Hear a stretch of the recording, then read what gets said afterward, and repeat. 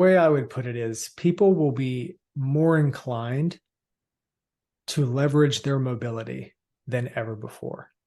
And a great micro case study in this is in the United States, there's a state called Oklahoma. And within that state, there is a mid-sized city called Tulsa. And before Tulsa Remote, almost no one in the world had heard of Tulsa. But years before COVID, there was this genius idea that if they built a great city for living, so they invested in awesome green spaces, amazing healthcare, great public transit, you name it, then they could incentivize remote workers to live there. Think about the genius of this. Most cities will lobby a company to come in and build a skyscraper for this quick burst of economic activity. But right. When the people get there, as their careers move on, they're inherently transient. So it's debatable on how steady is that economic impact.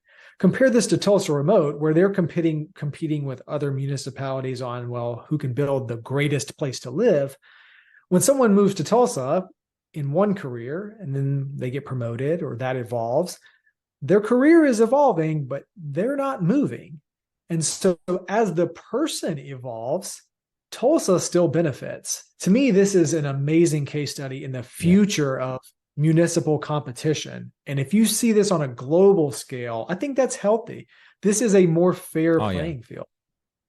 Oh yeah, that's healthy for sure. I mean, like it is obviously that there is a risk. Like, how do you want to play? Like, does every country need to play it? Does every country need to participate? And I think like it seems to me already what I can see, the smaller countries or like small island nations and some others, they are starting to think about this much, much more than the bigger ones, than the major players, the major brand countries, so to say. It's treated like any other natural resource. The internet has given smaller countries another natural resource. And so how they leverage it, I mean, that's where innovation comes in. I still think it's healthier. Of course, there are risks, but I'm going to choose the freedom of innovation over tight-knit control 7 days out of 7.